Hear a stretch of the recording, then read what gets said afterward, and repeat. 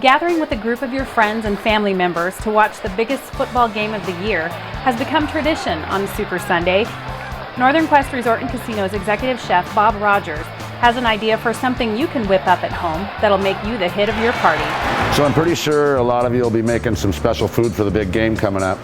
Something a little different than, your little smokies and barbecued meatballs. So today I'm gonna make some chicken quesadillas, but we're gonna do this a little different than just buying chicken breast. We're gonna start with a whole free-range Washington grown chicken. We're just gonna boil it with some seasoning so that we have a much better flavor profile going than just cooking a chicken breast on the grill and chopping it up. So I'm gonna go ahead and get started with that. We're gonna take just a pot of water, and I've got a whole chicken here, and I leave the skin on it. We're gonna submerge it in the water and add carrots, celery, and onions.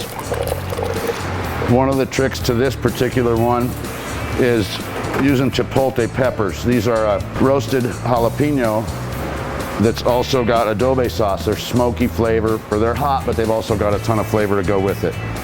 So we're gonna put that right in the pot as well with all that sauce, because that's where the flavor is. We're gonna add some caminos, whole cumin seed, some garlic, and some cilantro. And then we're gonna put this on to boil for, it's gonna take about probably an hour and a half or so. You could do this the day before or not. You want it falling off the bone. We need to put some citrus in there, so I'm gonna give it some fresh lime juice. If you take your citrus and just crush it a little bit, the juice comes out a lot better. And I don't want any seeds to go in, so I just use a napkin to squeeze the juice through. And you could add whatever else you want to this, but these flavors should be pretty good. You could spice it up by adding cayenne or Tabasco. And then I'm gonna give it some salt and pepper as well. All right, on the heat. You can see how much that's just falling apart. We're just gonna take this chicken and shred it up. You can see how tender it is. So we're gonna put some green chilies in. And I don't think there's a right amount, it's just however much you feel. Some beans. And these should cook, use raw if you've got time, but you can use canned as well. Chipotle. Maybe we'll go half of that. So I'm adding some roasted corn, and this is just dry roasted in the oven. All right, so we've got just a mixture of really good chicken, black beans, green chilies, and roasted corn. And this one, everybody's taste is different, how much cilantro you like. It's strong, a little goes a long ways. Pick the leaves off the stems.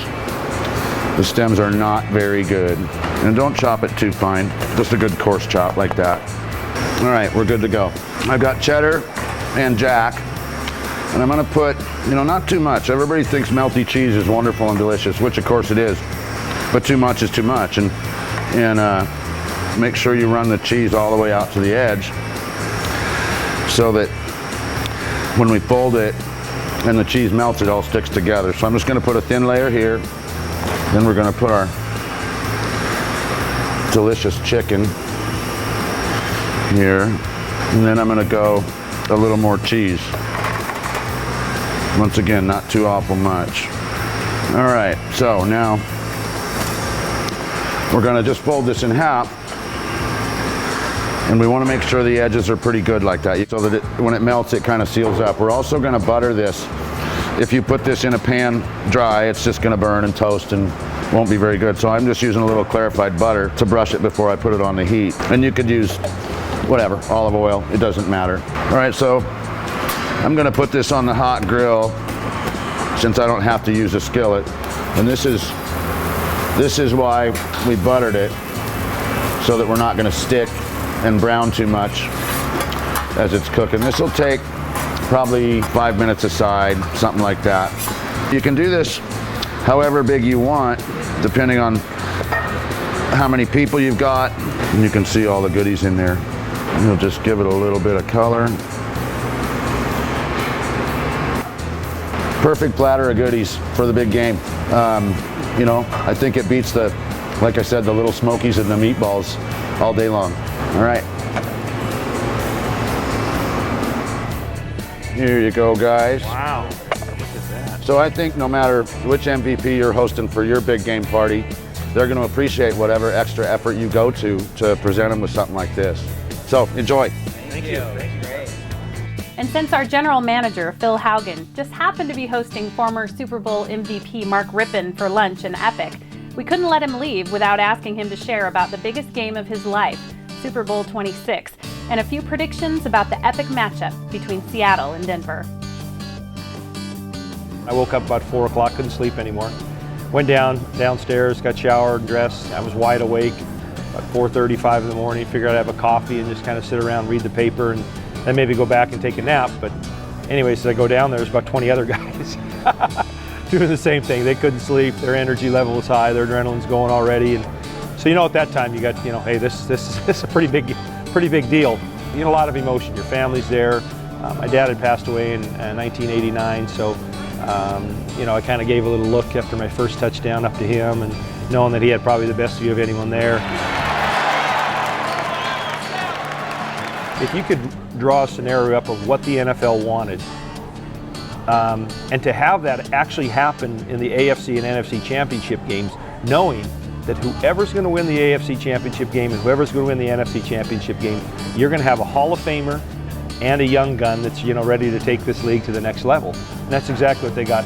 So I think for both these guys, totally different approaches to the game, but interestingly enough, have the same dynamics. Peyton, even though he's not very mobile, he moves enough in the pocket to extend plays. Now Russell extends plays with his legs and his athletic ability, but he's also a guy that can sit in the pocket and make reads and throw the ball downfield. I played with Peyton. I live here in the state of Washington, so I'm kind of torn, and I'd like to say I was the guy that kind of passed on all my knowledge to Peyton and said, hey son, take it from here, but we'd all have to get a good giggle out of that one. One of the things that'll bode well for Seattle, if the playing conditions are awful and it's wet and snowy or rainy or slick or whatever, I think that tends to sway the bar to Seattle a little bit, because Russell Wilson's ability to extend plays and be mobile. And Peyton relies on timing and his guys to be in and out of cuts and make moves, and that'll create problems for Seattle. I think both teams are very worthy of being there. Seattle, I would say, would have the advantage based on their defense and their ability to Russell Wilson to extend plays, and Marshawn Lynch, his ability to just kind of plow it in there and do those things. So I look for a great game.